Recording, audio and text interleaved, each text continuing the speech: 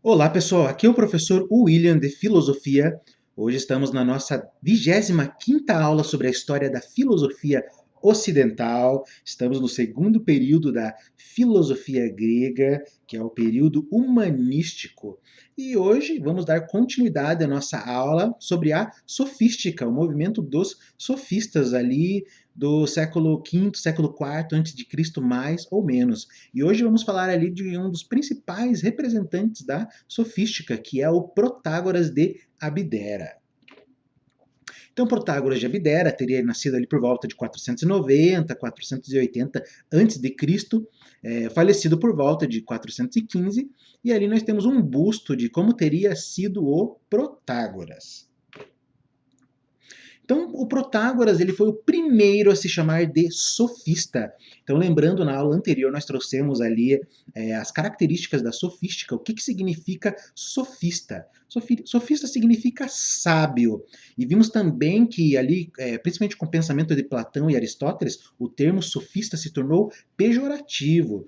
Então, durante aí, muito tempo, dentro da história da filosofia, o termo sofista ele foi utilizado, de certa forma, como algo negativo. Mas os sofistas, obviamente, não se consideravam dessa forma, se consideravam como sábios, assim como os sábios lá da antiga tradição, né? Também falei sobre isso na aula passada.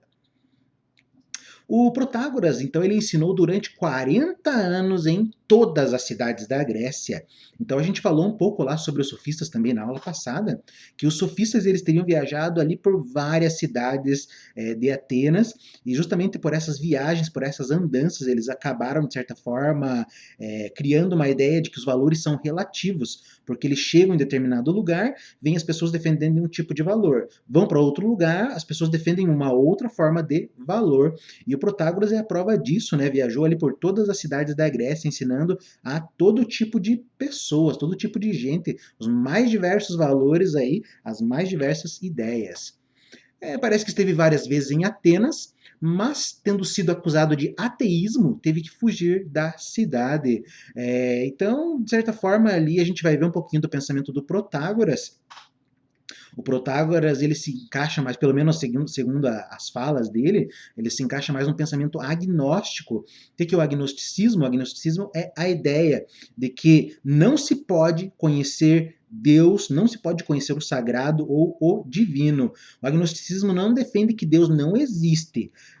O que defende que Deus não existe é o ateísmo. O agnosticismo defende que não se pode conhecer se Deus existe ou não, porque isso é discussão aí que transcende a esfera humana, e essa é a posição de Protágoras.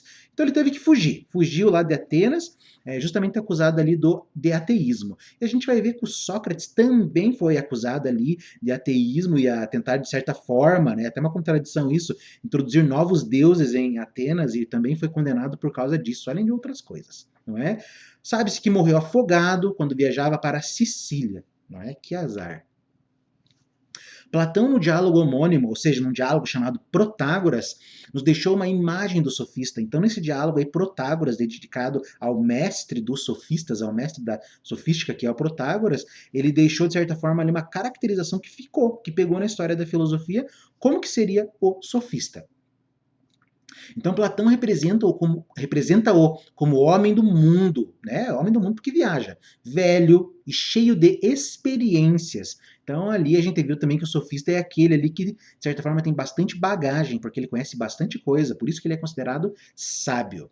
Grandiloquente, vaidoso, mais preocupado nas discussões em obter a todo custo um êxito pessoal do que alcançar a verdade. Então essa imagem aí do sofista que foi passada por Platão.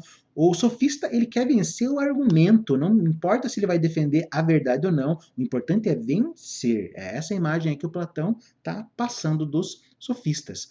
Então sabe-se que o Protágoras teria escrito algumas obras, né? Uma delas seria Raciocínios Demolidores, ou sobre a verdade, ou sobre o ser.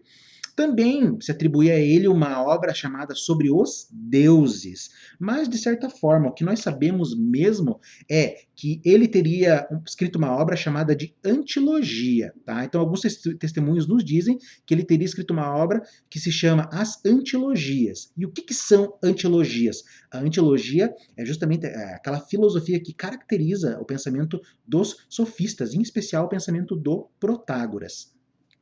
Então, antilogia significa o método de aduzir argumentos pró e contra sobre qualquer questão, para tornar mais forte o argumento mais fraco. Então, a antilogia mostra que sempre vai haver pelo menos ali dois pontos de vista opostos entre duas coisas. E se você for um bom orador, você vai poder defender o argumento que mais convém. Você pode defender, pegar o argumento mais fraco e torná-lo forte. Basta que você utilize, digamos assim, a sua sabedoria, a sua retórica, vimos lá a retórica na aula passada, que é a arte da persuasão, para conseguir vencer no debate. Hoje nós temos temas ali que as pessoas vivem debatendo ali, principalmente no Facebook, nas redes sociais, não é? Vou pegar alguns temas ali, por exemplo, sobre o aborto. Tem pessoas que são a favor, tem pessoas que são contra. Ah, legalização das drogas. Tem pessoas que são a favor, tem pessoas que são contra, não é? O sofista, ele mostra justamente isso, né? Que um determinado argumento, ainda mais polêmico, sempre vai ter dois pontos de vista. E quais desses lados estão certos ou errados? Tem que ser contra, tem que ser a favor, não sei o quê. Então, o Protágoras, ele vai dizer o seguinte, que o bom sofista, ele não está interessado na verdade, mas ele está interessado em vencer o debate. O bom sofista, ele pode provar que é necessário ser a favor do aborto, mas se for conveniente para o sofista, ele pode provar que é necessário ser contra o aborto. Então, eu acho que essa é a ideia aí, trouxe esses exemplos só para vocês entenderem. Então, o sofista, ele é um mestre da argumentação e ele vai defender aquilo que for conveniente. Se ele quiser ficar contra, ele vai utilizar argumentos para sustentar sua tese. Se ele quiser ficar a favor, ele vai utilizar argumentos para sustentar a sua tese a favor. E é isso que é o método da antilogia. Você pegar argumentos, você tem que saber ali defender tanto, você tem que saber tanto ser contra quanto a favor, digamos assim, da argumentação. É claro, no seu ponto de vista, você tem uma preferência. Ah, eu sou a favor, eu sou contra. Mas, na hora da discussão, o verdadeiro sofista, ele está mais interessado em ganhar a discussão, mesmo que ele tenha que pegar um argumento ali e tenha que sustentá-lo. Tá? Então, esse é o método da antilogia. Pegar um argumento mais fraco e tornar mais forte. E o Protágoras era mestre nisso. Por isso que as pessoas recorriam ao Protágoras. Por quê? Porque o Protágoras ensinava você a utilizar argumentos fracos e torná-los fortes. Isso aí é muito importante, principalmente na política. Uma frase clássica ali que teria sido atribuída ao Protágoras também, que representa bem esse pensamento aí dos sofistas. O homem é a medida de todas as coisas, das coisas que são enquanto são, das coisas que não são enquanto não são. Então, essa aí é um argumento clássico lá do Protágoras, que afirma justamente o seguinte: somente o homem é a medida das suas ideias, dos seus valores. Certo? Então, por exemplo, os filósofos buscavam uma verdade absoluta, ou seja, uma verdade que satisfazesse, digamos assim, todas as pessoas. O que é absoluto é que vale para todos, o absoluto é o universal, vale para todos. Já Protágoras mostra que não é? Não existe uma verdade absoluta, mas o que existe é o homem como medida das coisas. Cada pessoa vai utilizar a sua medida para dizer o que é. Se eu, no dia de hoje, aqui onde eu moro, aqui na região metropolitana de Curitiba, estou usando blusa porque estou sentindo frio, uma outra pessoa poderia vir para cá e, digamos assim, estar sem blusa e falar que está calor. Né? Eu não vou dizer que ela está errada, porque ela é a medida do calor. Ela vai dizer se está calor, se está frio, se está quente, se não está. Ela vai dizer se a bebida é doce, se a bebida é salgada, a bebida não tem gosto, porque cada homem é a medida das suas ideias. E o Protágoras não fala isso apenas em relação às coisas sensíveis, mas também aos valores. O belo, o feio, são conceitos ali que vai depender de cada pessoa. Às vezes você olha assim, você está passando na rua, você fala assim, nossa, que menina bonita namorando aquele cara feio. Mas pode ser que para essa menina, aquele cara seja o mais lindo do mundo. Por quê? Porque cada pessoa vai dizer o que é belo e o que é feio, o que é justo, o que é injusto, o que é certo, o que é errado. É isso que essa frase aqui quer dizer. Você é a medida do seu julgamento. Então não há um julgamento universal, uma verdade universal, mas o que há é justamente essa relatividade, esse relativismo dos valores. E é isso que o pensamento sofístico defende. Segundo a tradição transmitida por Platão, mais uma vez o Platão fala muito dos sofistas, tá? Protágoras afirmava: Tal como aparece para mim cada coisa, assim o é para mim, e tal como aparece a ti, assim é para ti. Não há uma verdade absoluta. Se a coisa aparece assim para você é assim, pronto, e acabou. Se a coisa aparece assim para mim é desse jeito, não tem discussão. Como que eu vou falar que a outra pessoa não está sentindo frio, não está sentindo calor, sendo que é ela que está sentindo? Então essa é a grande ideia ali que os sofistas trazem. Cada pessoa vai dar o seu argumento dizendo o que sente, o que pensa, e isso é relativo de cada pessoa, de cada indivíduo. O Protágoras ele identificava aparência e sensação, sendo que ambas são verdadeiras. Então, o Protágoras ele mostra que aquilo que aparece, aquilo que aparenta, é a mesma coisa que a sensação. E aparência e sensação são ambas verdades. Porque, mais uma vez, eu não vou poder dizer para outra pessoa o que ela está sentindo. Eu não estou na pele dela para saber o que ela está sentindo. Eu posso ter uma ideia, eu posso imaginar, mas não posso dizer o que ela está sentindo ou não. A gente viu na história da filosofia, justamente ali que começa com Parmênides, a questão, a divisão entre verdade e razão, e aparência e experiência. Aqui o Protágoras ele vai mostrar que a aparência, a sensação, é a verdade. É a verdade, isso não se discute. É a verdade para cada pessoa. Parmênides jamais concordaria com isso, porque a verdade só está na razão, no pensamento, enquanto a aparência é mera ilusão. Então veja, essa é a diferença ali entre os filósofos e os sofistas. Para Protágoras, a verdade está ali na sensação, na aparência. Segundo Platão, o pressuposto da doutrina de Protágoras é o mesmo que de Heráclito. Então, Protágoras também acreditava, assim como Heráclito, que o mundo está em constante mudança, o mundo está em constante movimento, e é até por isso que não podem existir, de certa forma, verdades absolutas, porque as coisas estão sempre mudando. Então, a gente tem que saber se adaptar à condição e à situação do momento. No Teeteto de Platão, ele mostra uma teoria sobre o conhecimento justamente a partir do movimento. Vimos lá que o Empédocles, o Anaxágoras e o Demócrito elaboram uma teoria do conhecimento. Eles vão mostrar como que o homem conhece. Né? Qualquer coisa, se vocês não viram sobre isso, dá uma olhadinha lá nas minhas aulas anteriores sobre o Empédocles, o Anaxágoras e o Demócrito. Cada um deles vai conceber uma ideia sobre como o homem conhece.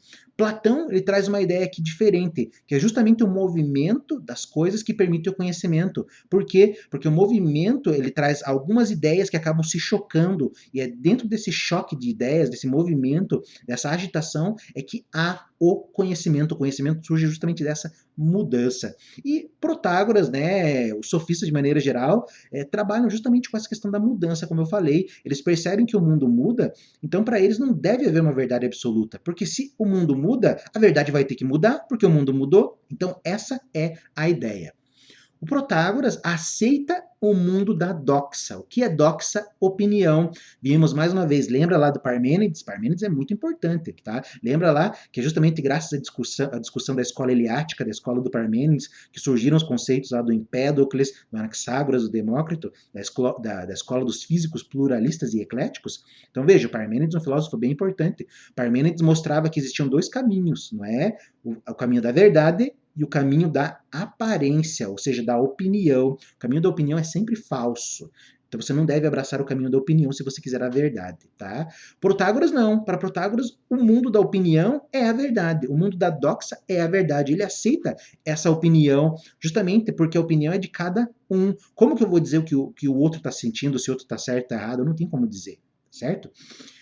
É justamente nessas questões aí que ele vai trabalhando, né? É claro, agora vocês poderiam me questionar, mas em relação à ciência, não tem como dizer que uma coisa está certa ou errada. É, então essa é uma outra questão. O Protágoras ele não está tratando assim da questão científica, ele está tratando mais de uma questão moral, de uma questão da sensibilidade e dos sentimentos. Mas o Protágoras ele poderia, digamos assim, dizer, né, que a própria ciência ela acaba mudando de certa forma com o passar do tempo. Antigamente os cientistas defendiam uma ideia, por exemplo, se tinha a física newtoniana ali, que era suprema, que reinava, de repente chega a mecânica relativista, a física do Einstein, a física moderna, e trocam ali, mudam alguns conceitos que eram considerados, digamos assim, válidos universalmente pela mecânica do Newton, pela física do Newton. Então ele mostraria, ó, tá vendo como a ciência está se reformulando? E conforme a ciência for evoluindo, vocês vão ver que muitas coisas que a gente acreditava também vão deixar de acreditar. Não porque estavam erradas, mas talvez porque estivessem incompletas, tá? Mas isso é uma outra história. A gente vai conversar sobre isso mais para frente. O, o Protágoras, ele se nega a fazer uma pesquisa que vá além das aparências. Então, lá os filósofos eles pensavam o seguinte: além desse mundo que a gente está vendo, deve haver alguma outra coisa, deve haver a esfera do ser, a esfera do transcendente. Então, o Protágoras ele fala que não, ele não quer buscar essas coisas, ele não quer buscar o que está além da experiência. O trabalho do sofista é trabalhar sobre a experiência. Ele não quer buscar o ser, ele não quer buscar a essência, ele quer buscar aquilo que aparenta, porque é sobre isso que ele está trabalhando. Os filósofos não se detêm sobre a experiência, não nesse primeiro momento, por exemplo, né? Mas mais para frente vão haver autores que justamente vão se guiar pela experiência, como Nietzsche, por exemplo, tá? Mas isso é uma outra história.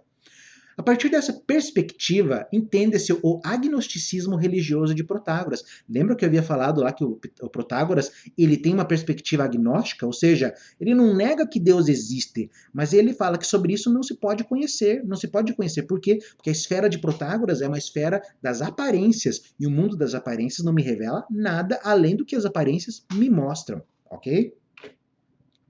Ó o que ele fala ali, ó.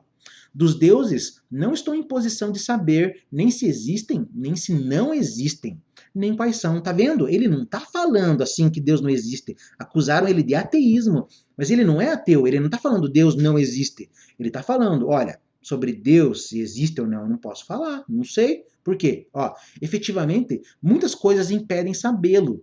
Muitas coisas me impedem de saber se Deus existe ou não.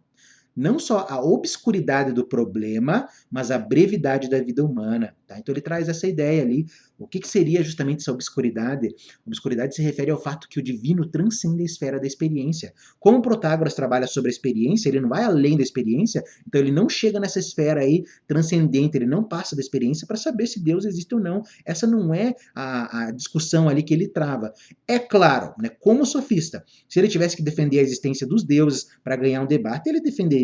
Se ele tivesse que defender que os deuses não existem, ele também defenderia. Por quê? Porque o importante é vencer no argumento. Mas agora, por dentro, será que ele acredita que Deus existe ou não? É o que ele está falando ali. Ele não tem como saber se existe ou não.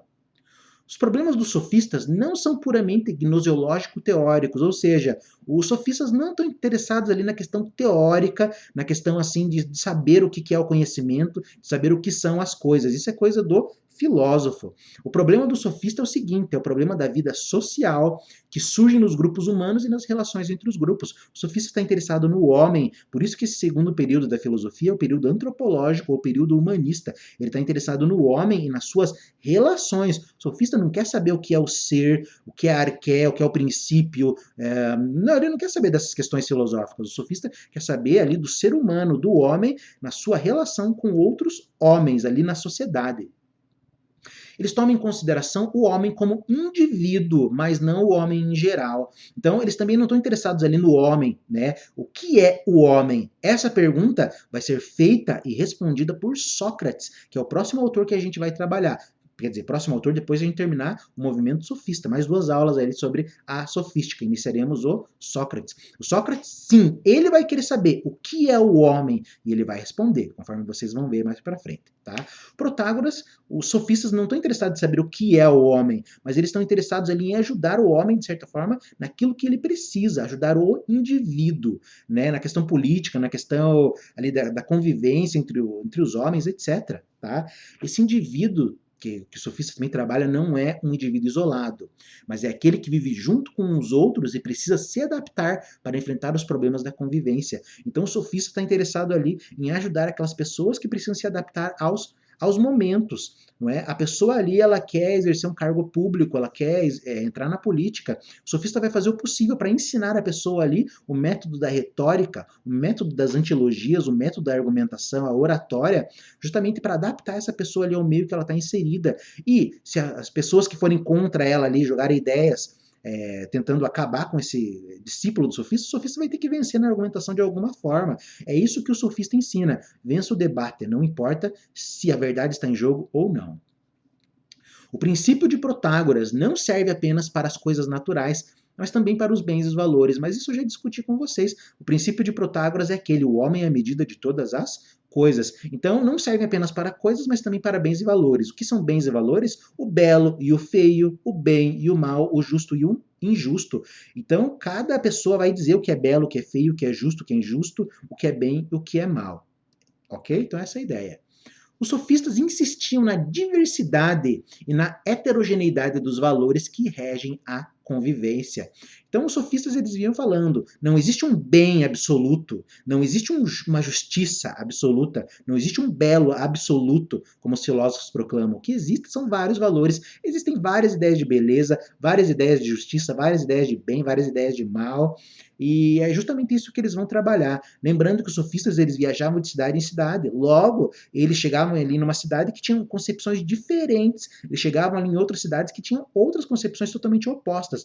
Então, os sofistas eles estavam preparados justamente para essa mudança de valores. O filósofo ele já buscaria encontrar algo em comum entre esses valores diferentes. O sofista não está interessado nisso.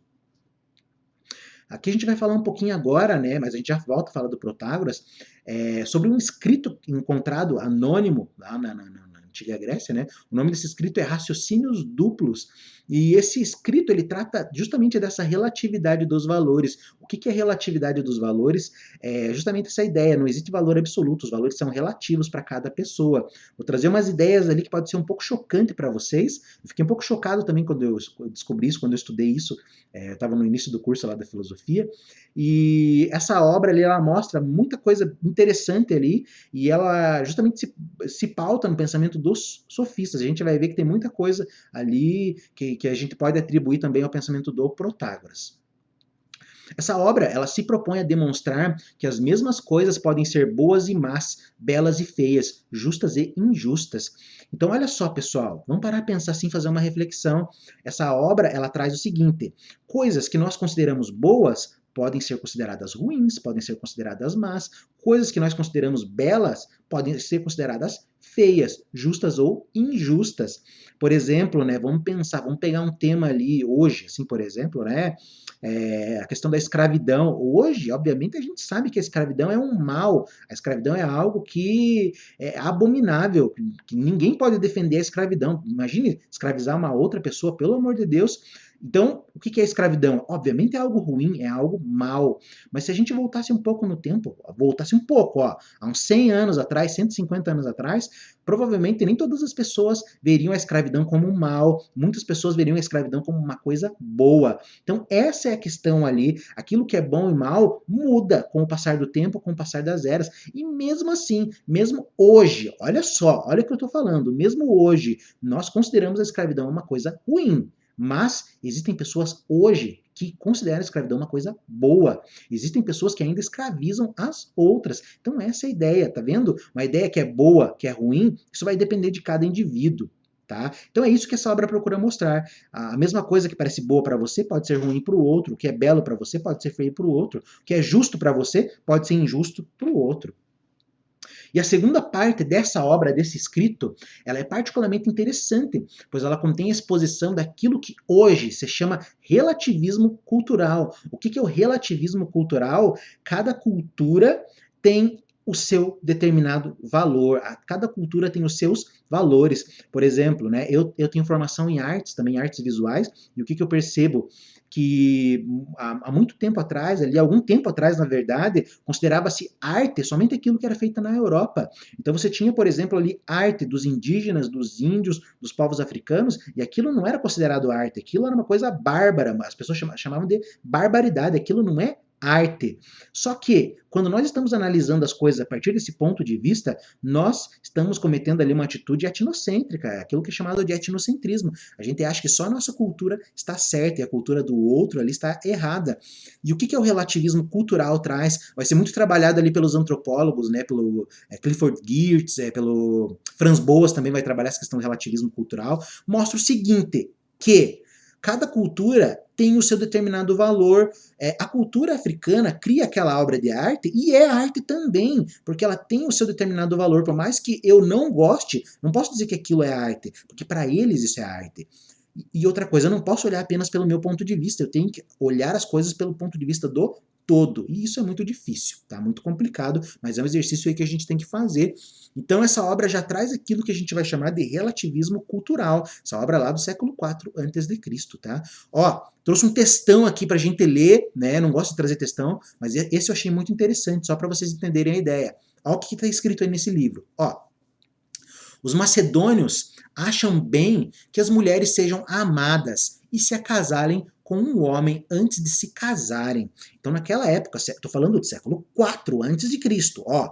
Então, naquela época, os macedônios eles achavam assim: a mulher, antes de se casar, ela tem que se envolver com um homem, ela tem que ter relações sexuais com um homem, para só daí casar. Isso era a ideia dos macedônios. Mas, né, obviamente, isso é censurável depois de casada, né? Depois de casada, obviamente, ela só tinha que ter relações com o marido dela. Mas antes do casamento, ela podia ter relações com outro homem. Então, os macedônios defendiam isso. Ó, para os gregos, é má tanto uma coisa como a outra. Então, para os gregos, né, eles olhavam e falavam o quê? Então, esses caras acham que a mulher tem que ter relações sexuais antes do casamento? Não, isso é errado. Então, veja, olha como a cultura trabalha. Os macedônios defendiam, a mulher pode, né, ter relações antes do casamento. Os gregos falavam que não, que isso é errado. E até hoje isso é discutível, tá? Pessoas aí que frequentam a igreja tem aquela ideia lá, eu escolhi esperar, tem justamente essa questão, né? Elas só vão ter relações sexuais após o casamento. E outras pessoas não, né? Tem pessoas aí que já entram na vida ativa e desde cedo. E é justamente essa a ideia, né? As pessoas vão falar assim, nossa, você vai esperar até casar, e a outra pessoa da igreja vai falar, nossa, mas você já está fazendo isso, né? Já está tendo relações sexuais. Então essa é a questão, tá vendo como é relativo? Cada pessoa vai defender o seu ponto de vista. Ó, mais uma ideia, esse aqui é mais polêmico ainda, ó. Os massagetas eram um povo lá do Irã, lá da parte oriental, lá do Oriente Médio, para lá, né? Os antigos iranianos, assim, bem antigo isso aí, tá? Os massagetas fazem em pedaços os cadáveres dos genitores e comem-nos, tá? Então, o que os massagetas fazem? Eles pegam os cadáveres ali dos genitores, ou seja, dos pais, e eles comem, tá? E acreditam que é um túmulo belíssimo ser sepultado nos próprios filhos. Então, para eles, ó, lá para aquele povo ali, era maravilhoso que, se seu pai morreu, você vai lá, corta os pedacinhos dele e devora ele, porque o melhor túmulo é o estômago do seu filho. Olha como é chocante isso, é chocante, mas na cultura deles isso é correto, tá? Se ao invés alguém na Grécia fizesse isto, seria expulso e morreria coberto de vergonha por ter cometido uma ação feia e terrível. Então veja, ó, esse escrito lá do século IV a.C. já está trazendo a ideia. Imagina você pegar teu pai ali, cortar ele em pedacinho e devorar ele, tá? Achando que o melhor túmulo é o seu estômago. Se você fizesse isso hoje, ó, na época aí, isso já era condenável ali pelos gregos. Hoje, meu Deus do céu, você seria preso, você passaria uma vergonha terrível por causa disso. Mas, né, essa é uma questão ali relativa a cada povo, né? Esses povos também, eles achavam que enterrar os seus cadáveres e tacar fogo nos cadáveres era uma coisa terrível. Então veja como cada cultura ali traz as suas ideias, tá? Ó, uma outra ideia também. Os persas consideram belo que também os homens se adornem como as mulheres e que se juntem com a filha, a mãe e a irmã. Então os persas, eles, né, se adornavam ali, se maquiavam, se vestiam como mulheres e achavam normal ter relações amorosas com a mãe, com a irmã e etc, até mesmo com a filha. Veja, isso aí, se a gente for parar a pensar nos dias de hoje, isso é um tremendo de um absurdo. Mas existem povos hoje ainda que tem essa prática, tá? Ó, ao contrário, os gregos consideram estas ações feias e imorais, etc. Então tá vendo como as questões ali são relativas, essa questão dos valores tem a sua relatividade. E isso é um escrito do século IV a.C. É a mesma coisa a gente parar para pensar. Hoje, ainda existem coisas que os outros povos fazem que a gente considera ali totalmente imorais, mas isso é o nosso ponto de vista. Tá? Então é isso ali, isso tem muito a ver com o pensamento dos sofistas, justamente essa questão da relatividade dos valores. Não estou discutindo se isso é certo ou se é errado. É uma questão filosófica, assim, apenas para trazer. Tá vendo como esses valores são relativos? Mas agora, né, partindo para uma questão filosófica mais profunda, nós poderíamos nos perguntar, mas será que existe algo em comum entre todas essas práticas, algo em comum que a gente possa tirar de absoluto? Essa era a pergunta que os filósofos faziam, e não os sofistas, como a gente já sabe. Considerações como as anteriores não eram fenômenos isolados no mundo grego, mas comuns nos ambientes sofísticos. Então, lá nos ambientes sofísticos, eles sabiam de tudo isso, eles sabiam dessas questões ali relativas a cada povo, e justamente era isso que eles traziam. Eles falavam assim, por que você está fazendo isso? Né? Você acha que isso é verdadeiro? Mas lá, no outro lado do mundo, as pessoas agem diferente. E quem disse que elas não estão certas e a gente está errado? E quem disse que a gente não está certo e eles estão errados também? Então, essa é a questão. Certo e errado se tornam relativos. Se eles viessem para cá, provavelmente eles olhariam nossas coisas e falariam, cara, vocês estão todos errados, justamente julgando a partir do ponto de vista deles, tá? Um outro sofista ali bem famoso, que é o Hípias, tem até um diálogo de Platão, não, acho que 2 diálogos de Platão sobre o Hípias, né, teria nascido ali por volta do 430, 343, ele já defendia que a proibição do incesto não era natural, e sim cultural. Essa é uma questão caríssima à antropologia, que é justamente a questão do incesto, que vai ser trazida lá também pela psicanálise do Freud. Se eu não me engano, também tem um outro antropólogo bem famoso, o Marcel Mauss, é francês, se eu não me engano, que justamente vai trazer essa questão do incesto. Mas o Hípias, ele, como sofista, ele trabalha que a proibição do incesto não era natural, e sim cultural. Mas o que é incesto, né? Caso você não saiba, o incesto é a relação sexual de pessoas ali da mesma família, né? Por exemplo, um irmão, uma irmã, um pai, uma mãe. Pai e mãe não, pai e mãe é normal, né? Falando do filho com o pai, do filho com a mãe, etc, tá? Então essa é a ideia.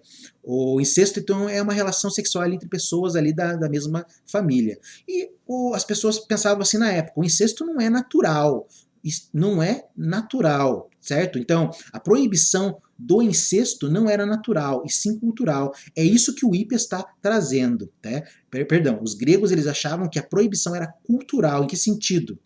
Tá? Por exemplo, cada cultura vai dizer se o incesto é certo ou não.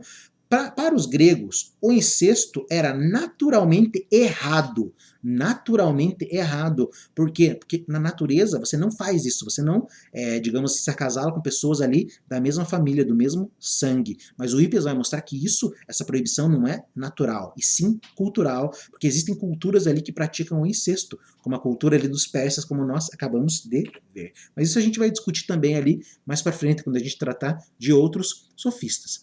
Também começava uma divisão entre lei positiva e lei natural. O que é lei positiva? É a lei criada pelos homens. Lei natural é, digamos assim, o desígnio da própria natureza. E os sofistas começavam a mostrar que a lei criada pelos homens era sempre arbitrária, não era nem certa nem errada, porque dependia da opinião, mas havia algo que era verdadeiro, que é a natureza, porque a natureza é comum a todos, enquanto a cultura ali positiva, não. Então é isso, tá? Tudo isso foi fruto da consciência relativista dos sofistas. Então os sofistas ali, eles ajudaram a contribuir nessa ideia ali relativista, né? Nessa, digamos assim, relatividade dos valores morais. Essa questão de que certo e errado vai depender ali da opinião de cada um. As opiniões humanas são modificáveis e na realidade se modificam e se corrigem. E é isso que o Protágoras traz. Ele vai mostrar sim que as opiniões das pessoas elas mudam. Hoje você é adolescente, defende uma ideia. Quando você virar adulto, você vai defender uma outra ideia. Você vai falar, nossa, eu pensava desse jeito.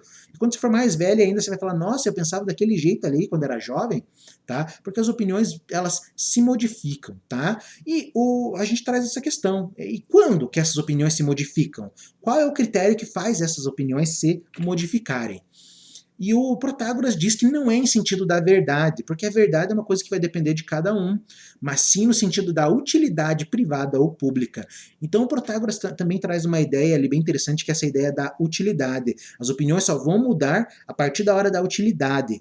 Quando você tiver uma opinião ali que ela não for mais útil para você, você vai modificá-la até que essa opinião se torne útil para você ou não. Mesma coisa em relação às leis da cidade. Uma opinião só muda a partir do momento que a nova opinião se torna mais útil para todas as pessoas e para a sociedade em geral.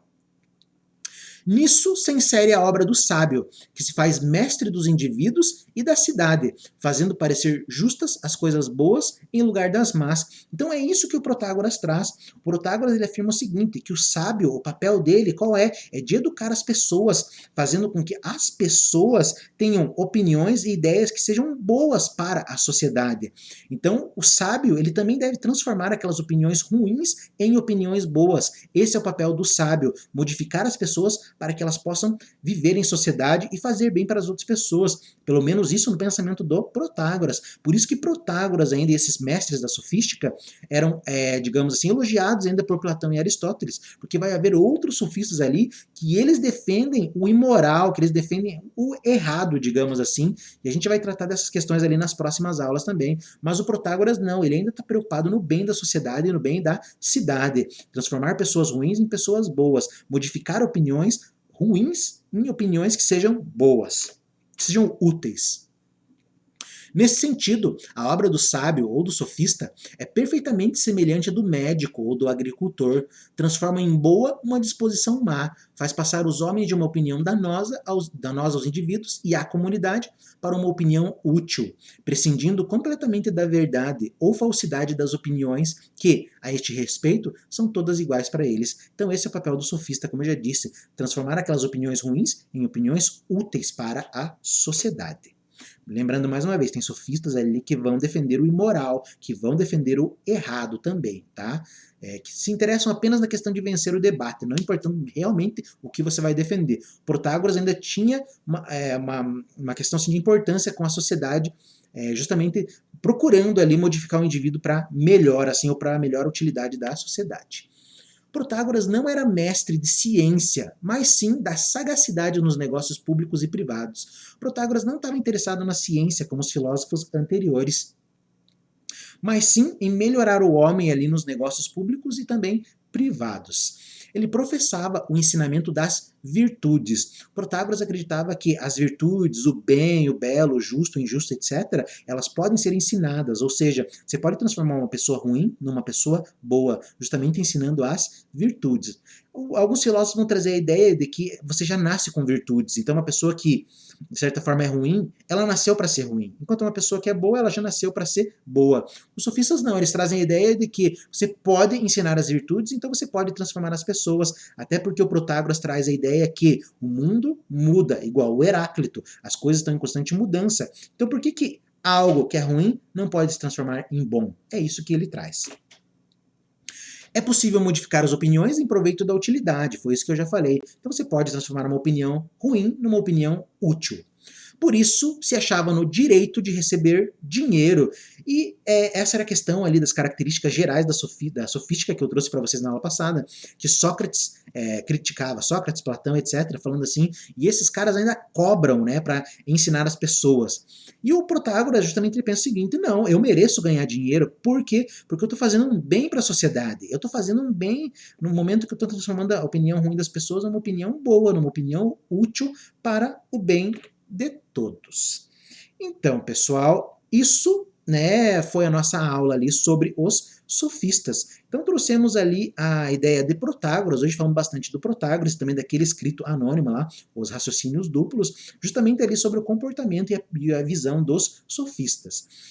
Vamos fazer agora um resumão da nossa aula para a gente fechar, não é? Então hoje falamos do Protágoras, que seria de certa forma aquele que introduz o relativismo ali nas discussões filosóficas. O que é o relativismo?